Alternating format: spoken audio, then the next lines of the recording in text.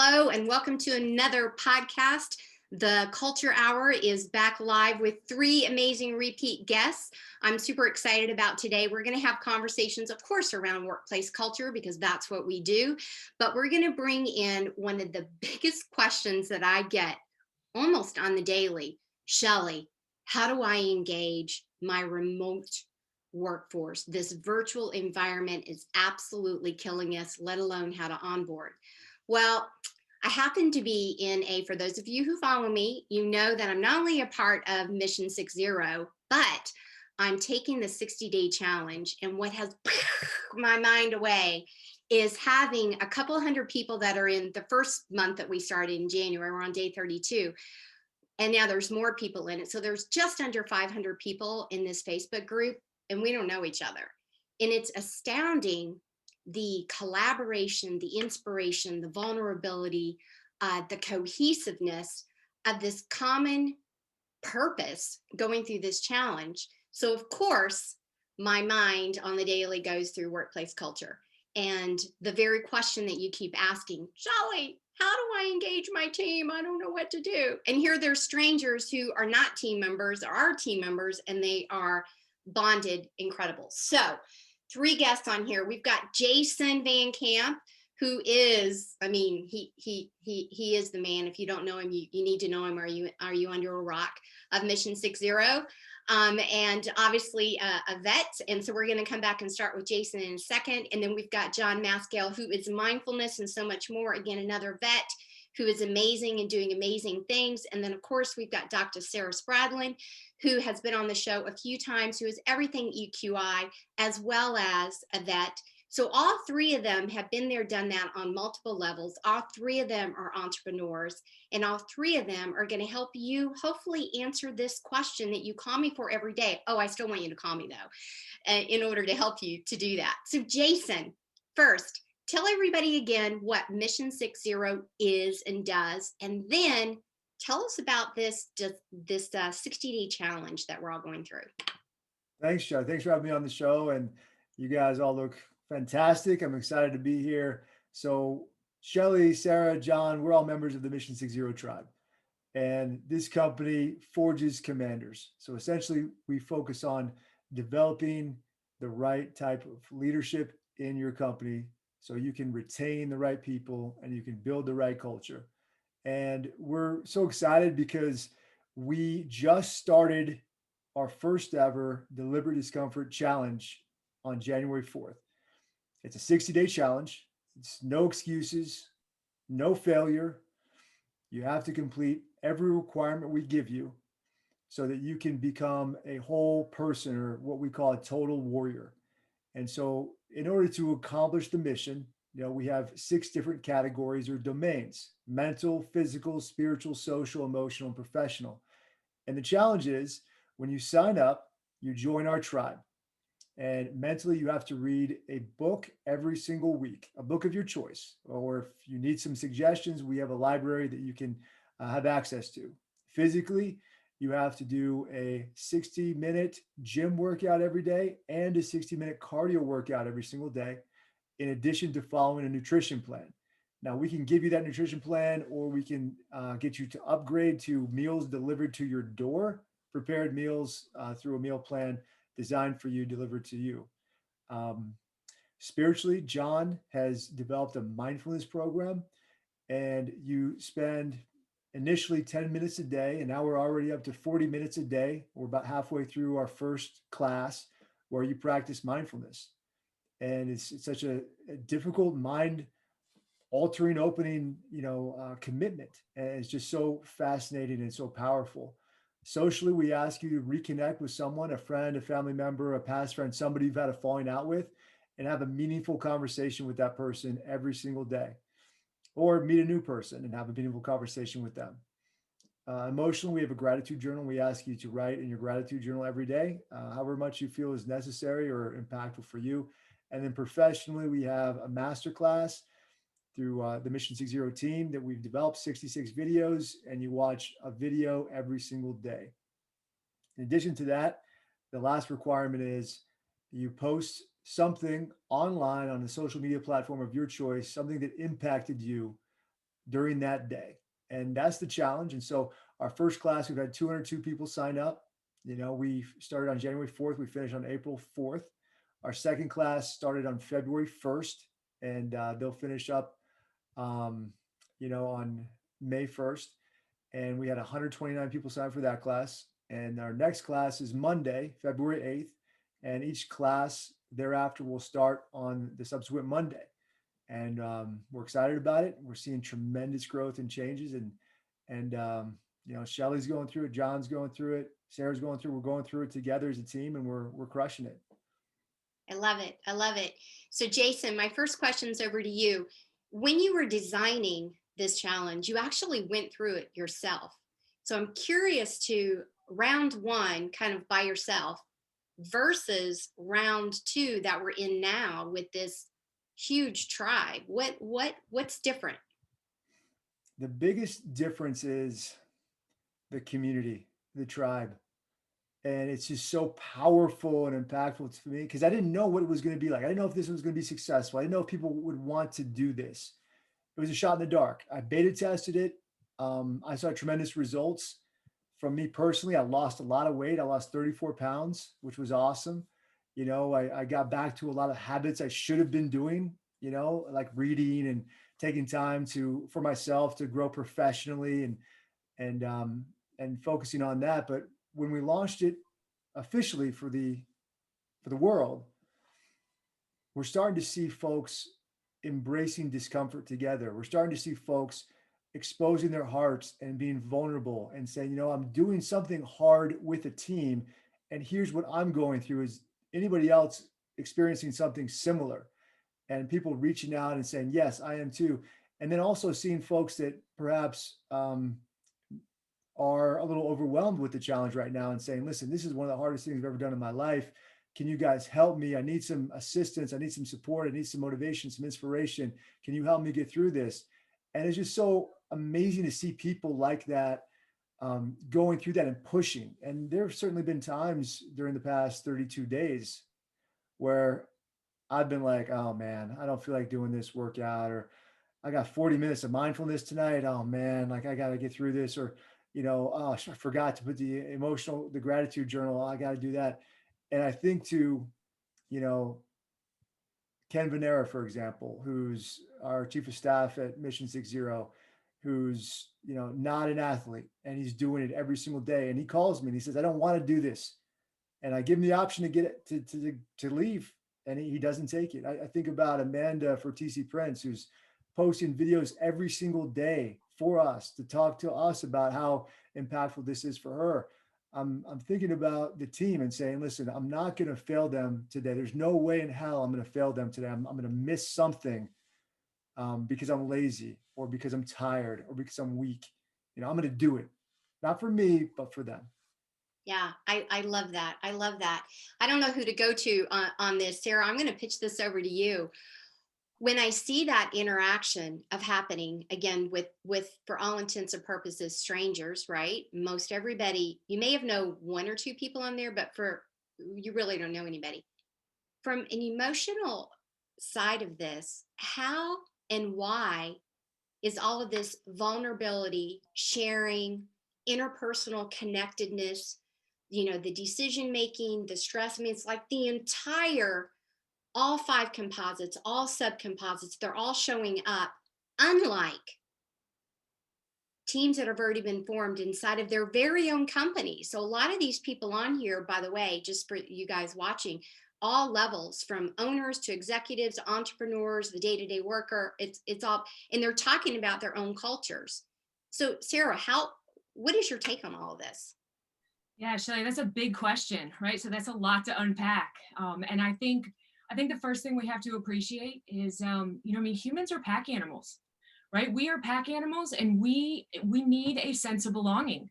If we look at Maslow's hierarchy, right, which, that in and of itself is a conversation, but, if we look at that sense of acceptance and that sense of belonging on Maslow's hierarchy, that is not at the top near self-actualization. That is way down towards the bottom. That comes right after things like food and shelter.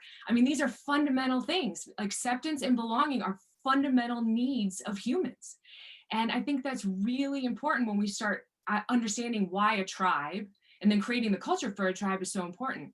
And I think when it comes to the tribe that Jason's talking about and you're talking about and that you're going through on a daily basis, and that vulnerability that you're seeing, and that ability to come together and support strangers, I think a huge part of it is that the tribe that has been created at Deliberate Discomfort has been established under a umbrella of a psychologically safe space. I mean, a truly, absolutely authentic, psychologically safe space for all these members to work under. And, from a culture standpoint, you create that psychologically safe space through things like trust, open communication, compassionate leadership at every level. It's not just at the top level. It's not just at the tactical level. Every single individual that is a leader in their own right in the organization has got to evolve as a compassionate leader to help then in turn refine that psychological safe space that leads to the ability for a whole bunch of strangers to come together as a tribe and feel a sense of belonging and acceptance. I love that. I'm going to add to it for those watching this replay. I want you to really ask yourself, when you've onboarded or when you've been onboarded, one of the things that Jason does during every time a new challenge starts is a few days prior. So you've gotten emails, you've gotten flow, you've gotten that pre-opening, what to expect when you start the job. So check. But then he comes on and says, I'm going to do a live event, which are you doing that as a manager, an executive, and an owner with your new team members, saying, listen, let me reiterate, these are the expectations. This is how we're going to show up. This is what we're going to do. This is what we're not going to do. This is what we're going to tolerate. This is what we're not going to tolerate, but we're here for you. So I think that is a huge difference. And do you as a leader, again, for those of you watching, always do that? Are you consistent with that? And then open it up for Q&A. And then after your Q&A, come back and bottle it back up in a written form to do frequently asked questions to send it back out. And then to keep that as a working document so you can keep the flow going. So Sarah, I love what you said. It's about the boundary setting. It's about the cadence, and Jason and all of the team members behind the scenes have done that deliberately. And if somebody has gone off track, you're like, wait. So he also has a part of the challenge, the accountability piece. So every single night you have to weigh in whether you did it or not. So again, I think about the beginning of the day call, which Jason actually sends out a motivational quote, which is usually a kick in the butt, by the way, but a motivational quote. And at the end of the day, did you accomplish the mission? Did you accomplish what you said you were going to do? Yes or no, 1 through 6, did it or didn't do it? So I think that measure of, do we do that inside of our companies deliberately in our teams every single day? If not, then everything runs amok. Sarah, the other thing that you talked about, and then John, I want to come over to you, is I almost heard you describe deliberately an onset of no titles, which we all came into this. Nobody knows who anybody is inside of this. So it's almost like that agile culture. We're all an even playing field. And I don't know, do you think that has anything to do with it, not having the background and the girth? You know what I think it has to do with? I think it has to do with a sense of authentic humility. So whether there's titles or not, because everybody can look you up on Facebook and see how incredibly successful you are, Shelley. But they are coming to you for support. They're coming to you for help. And, the vulnerability that you're showing on these types of events, I think it really truly is that one unforgiving characteristic that every single person has that steps into this challenge in a culture that has the capability is real humility, in appreciating that no matter how many strengths I have weaknesses. And there are going to be teammates that are going to come in and their strengths are going to be my weaknesses, and we are going to be a force multiplier together. It really goes back to that notion of, as leadership and creating that culture, I'm not just here for you, I'm here with you. And I'm really truly we are walking this together because I need you just as much as you need me, moving forward in terms of that perspective. No, I love that. So for the podcast purposes, the lesson 1 is clarity on the expectation of what right looks like, right? You have to be clear yourself before you can articulate that. And then you have to hold others accountable on the daily and show up and be a part of it to the process. So Jon, talking about strengths and weaknesses, it's been interesting that everybody initially in the group was like, oh, my body hurts. You know, my new best friend has been gay and heating pad. But then the real stuff came out like a week later, like mindfulness. Like, why do I hear Jon in my head? Why am I randomly like breathing now 4 weeks later? And I do it all the time too. I'm like, okay, 4 in, 4 out. Like, why is it so difficult? Because it's definitely one that everybody seems to be struggling. I say everybody, a lot of people are struggling with it.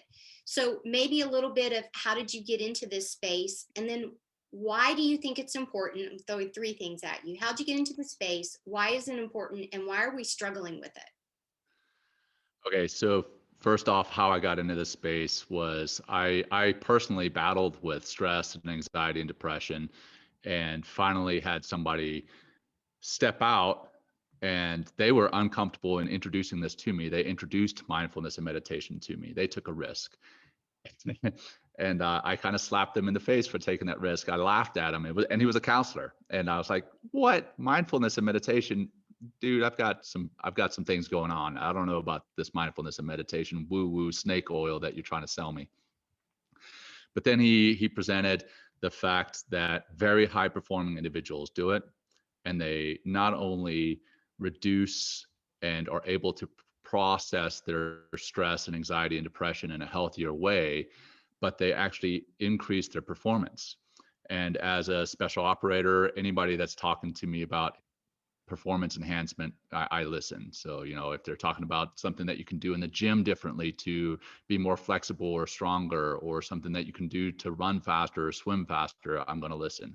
Well, when they talk about something that's going to improve my brain and ultimately improve my performance, I listen. So that's how the guy sold it to me initially. And then I started practicing, and it's a simple practice, but it is not easy to do. It's not easy, first of all, to set aside the time to practice it. And it is not easy to actually calm your mind. Your mind's always racing. So many of us are type A personalities, jumping from one task to the next, trying to get as much done in a day as possible. Well, your mind, it can be settled. You can't turn it off, but you can settle it. So that's what's difficult about it. So many of the folks are like, hey, you know, I don't have time to meditate, or I can't calm down. Well, sitting down and noticing that your mind has wandered off, and then bringing it back to the anchor, whether that anchor is a body scan, or it's your breath, or a mantra, that very process is where the magic actually happens. And it takes time. So that's another piece of it that's so difficult. You know, you start seeing results pretty quickly in the gym if you stick to it, right? You start to feel stronger, then you start to see the results in the mirror, then other people start to point out the results. Well, it takes a little bit longer to develop new neural pathways, but that's what you're doing. Just like you are developing new neural pathways for the habit to get to the gym, just like you are developing strength or capacity in the cardio world, you are developing strength and capacity in practicing mindfulness and meditation. And as you practice, you're going to get better at it, but it takes a little while. It took me 2 months before I started to see results, and about 3 months when people actually started coming to me and saying, what are you doing differently? Because they thought that I was taking something to calm me down, taking something to make me more productive, taking something to put me to bed at night. But I wasn't. It was the mindfulness and meditation that I was practicing. So that's how I got into it. That's why it's so difficult. Remind me of the last question. I actually don't remember, but I think you covered it. I think you actually covered it in the second part. Is there something that 10-minute point? I mean, me personally, as well as I've seen some posts, that's like at that 10-minute, you realize that you're like, and you're like, oh, I got to come back. What is there something about the 10 minutes? Is that just... I don't think there's a magic number. It really depends on the personality and what it is they do in their lives, the type of person they are. Like I said, type A mindset, task oriented. That's often the type that are going to have trouble initially meditating. But I don't think there's a magic number. But over time, that number is going to increase. The amount of time that you can sit down and quiet your mind before it races off It's not going to disappear. It's not going to disappear at all. But the fact is, that's where the beauty comes. That you have noticed that your mind has wandered off, and that Right. you can bring it back. If you don't notice, that's another whole thing, and we can address that another time. Well, I have But fallen asleep noticing a couple times. it, that's also not a bad thing. That's not a bad thing. So John, sticking with you, and we think through really highly effective teams, and we think the leadership, we think the commander. What is it about the mindfulness state that's such an important piece that if the person listening is like, I'm a highly effective leader now and I don't do any of that stuff, like what can you say or do to convince them otherwise, I guess, is the thing. Sure. Well, I think a big piece of it actually lies in Sarah's world, in the emotional intelligence, EQ, EI world, in that in order to be in touch with what other people need at work, in a team, in an organization, you need to understand who you are and what you need. And in order to do that, you have to allocate some time to be quiet and do some deep introspective work, deep contemplative work, and understand your whys, your desires, your needs. Once you can do that, you have that, it really starts to develop your emotional intelligence. It helps to develop your compassion, your empathy, your love for your team. Then I think you can carry it forward and understand what their needs are. It's like the proverbial example is, you get on an airplane and the cabin loses pressure, the oxygen masks drop down. Well, if you put your oxygen mask on second, if you want to instantly take care of your team, maybe your kids with you, you put that oxygen mask on them, you may pass out before you have that opportunity. But if you put that oxygen mask on yourself, then you can take care of your team. That's where I think the mindfulness and meditation come into play in developing good and compassionate leaders. Totally makes sense. Jason, over to you on that. You work with a lot of NFL teams and a lot of high performing teams. Just adding to the question that I just posed to John, out of the 6 domains, is the mindfulness one the one that does seem to trip people up, or is it just happens to be that inside of our group? I'm curious to that, and if so, how are you overcoming that with them? Great question. And I would say it depends on the person. Some people are naturally inclined to be very strong spiritually, and we define that as, the mindfulness and the meditation. And the quote that I've used in the book and around is, spirituality is sitting in a kayak thinking about God, and religion is sitting in church thinking about kayaking, right? That sort of thing. Mm-hmm. That's not a knock on religion or anything like that. It's just saying that spirituality doesn't need to be rigidly defined, and there's a strength in spirituality. And as John says, that mindfulness and that meditation is something that we all need to practice. And I think a lot of people completely neglect that domain. They don't even think about it. That's not even something that's on their radar. Okay, mentally, got it. Physically, of course. Emotionally, okay, yeah. But spirituality, that mindfulness meditation, is something that a lot of people don't even consider. And I think as people are going to the gym and working their muscles out, and that's hard for them, I think for the most part, working out their spiritual muscles, it's even harder for them. For me, it's probably the domain that I've grown the most in over the last 32 days, because I have heard of mindfulness and meditation. I've done a little bit of it, but with John's guidance and mentorship and taking us through it, and teaching us and showing us how to do this, and the breathing and the thinking about things. It's like almost I can feel my third eye throbbing in my head. Like I'm developing something here, like something is working here, and this is good. I haven't gotten to the point where people are noticing it like they did for John, but I'm personally feeling like this is working. I'm seeing results, and that's a powerful thing for me personally. Yeah.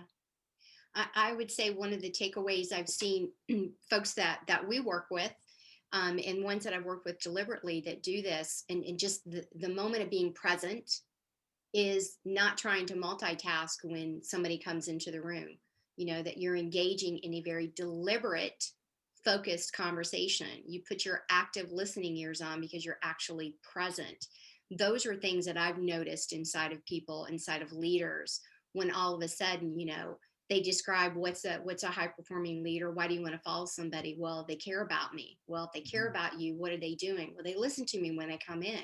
Well, what are they saying? They literally put everything down and they pay attention to what's being said. In the virtual world, and we're on Zoom call, if I'm like, listen, I can't talk now, they literally tune in and they literally lean into what's wrong? What do you need to talk about?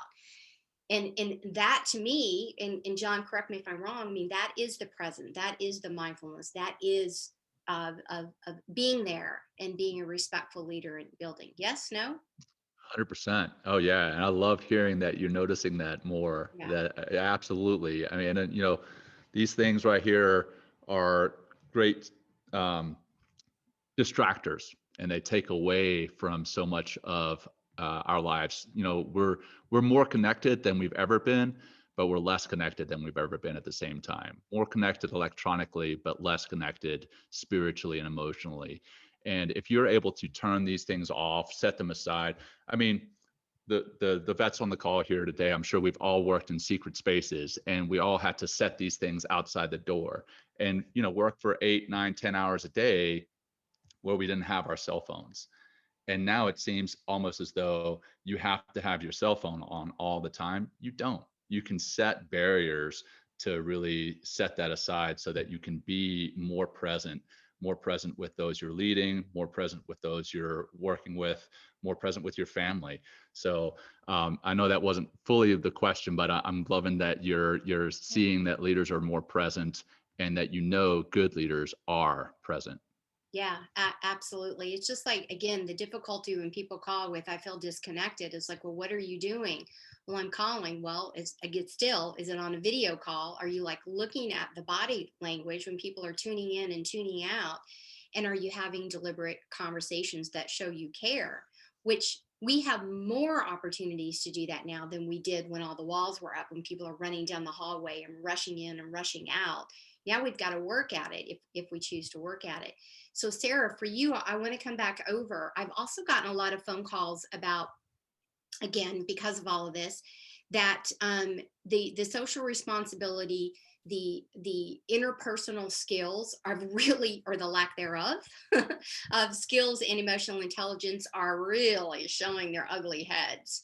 So are there some tips that you can give to the viewers around how can people who don't like getting on video still, and I'm not talking about introvert, extrovert, I'm a big time introvert, but I have a high need to be liked. But what can you do to help them get comfortable with your discomfort of, gosh, Sarah, how are you doing today? Really, how are you doing today? And it coming across authentically. Are there still some tips that you can give to folks that are still struggling? Yeah, I think, Jason makes a really good point when he says it's definitely like people specific, right? So you got to give everybody a chance to get to know each other first. But I think one thing that's really healthy for us to take away when we start talking about the social disconnection and things like that, and how powerful mindfulness and all of these elements are in terms of applying tips and seeing the validity in applying these tips, is really understanding or embracing the notion that social disconnection is actually processed in the brain in a very similar way to the way we respond to a physical threat, right? And that's very powerful for us to stop and think about. So if we feel socially disconnected, if somebody calls us and we don't feel like they're being authentic, our brain actually processes that feeling, that emotion, very similar to the way we process a physical threat. And that's huge. If you think about, from a leadership perspective, and you're questioning the validity of things like mindfulness and emotional intelligence and social connection, to really break that down from a neuroscience perspective and understand that, if we don't take action on these things, that your employees and your workforce is feeling physically threatened in their brain. You know, they may not realize it, but from a neuroscience perspective, that's the brain chemistry that's happening. And, you know, in terms of employee engagement and trying to build rapport, good luck, right? When that's what's happening in there. And so I think when we really start getting into the idea of being able to call somebody and have that connection and whatnot, if you're not comfortable with videos, or you're not comfortable with, you know, being confident in whether or not you're authentic, you know, there's also nothing wrong with actually creating, you know, a wellness program, you know, I mean, so that there are multiple, really being able to create a wellness program within your organization. And I'm going to come full circle on that. But B, sending out a note that just says, I'm not going to ask you how you are. I'm just going to let you know that I'm thinking about you and I'm here for you when you're ready to reach out to me. Right? So you're not forcing that on them. And I think that's one very simple way to kind of eliminate the feeling of, are you just checking on me to check on me? Or are you really keeping it open?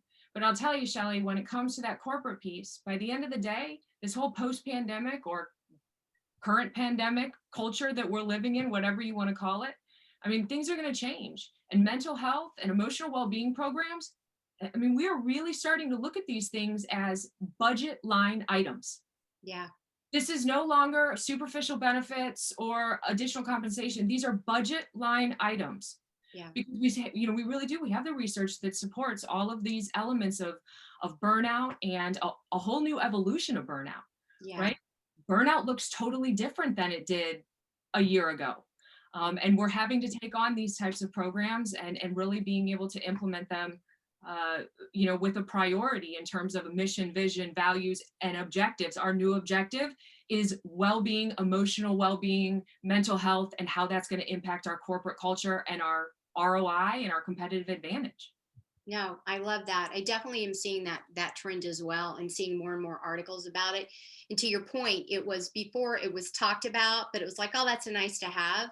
And now it's a necessity. It's a must have. And if you don't have it, you're already behind the curve, and you're losing more employees and or stifling the momentum that can be increased in the employees that you know, that definitely want to be there. So this is the conversation that we could literally go on for days and hours about, but I'm going to come back around and do some kind of closing comments or ask of you guys, and you can talk about any of the expertise and the authority that you have, or just to talk about the 6 domains as a whole, as a leader inside of a company. It can be a tip, whatever it is that you want to say. So Jon, I'm going to come back up to you first. So for the folks that are listening, what might you say to close around anything? Yeah, I like what Sarah mentioned before, and when we were talking about the tribe and how this is a safe space that, you know, so many people are sharing stuff on this Facebook group that I never would have expected somebody, you know, we've got P90X and you've got Insanity and you've got these other workout programs, but it's only physical and there's no connection there.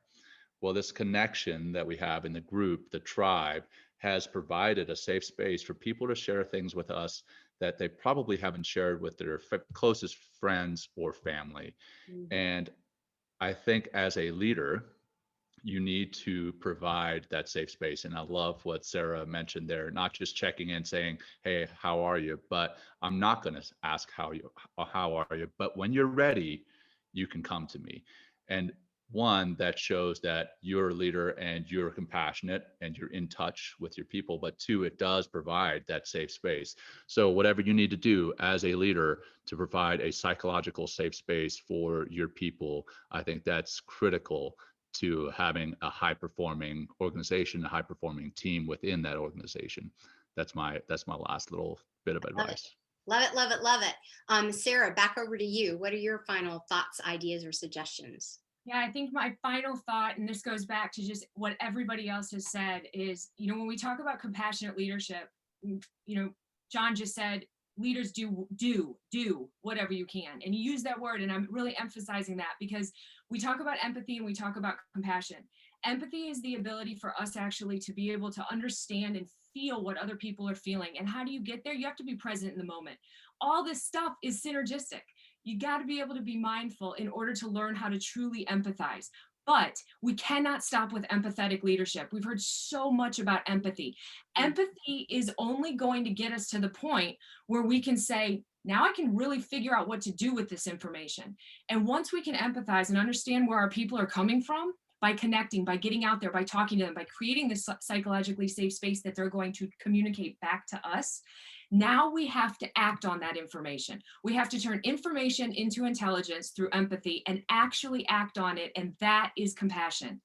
That is compassionate leadership, acting on the empathy. And that is so critical. And that is something that every single employee is going to have to evolve and refine in a remote workforce, is building their ability to engage as a compassionate colleague and leader so that we really can mitigate that sense of social disconnection where our brain starts to feel like it's a physical threat and the fear of the unknown. I love that. That's amazing too. Jason, last but not least, what are your thoughts? Powerful stuff, guys. You're getting me fired up. You know, virtual culture is possible. Real relationships developed virtually are possible. I think back to maybe 10 years ago, I went to my friend Jeremy's wedding in Washington, D.C.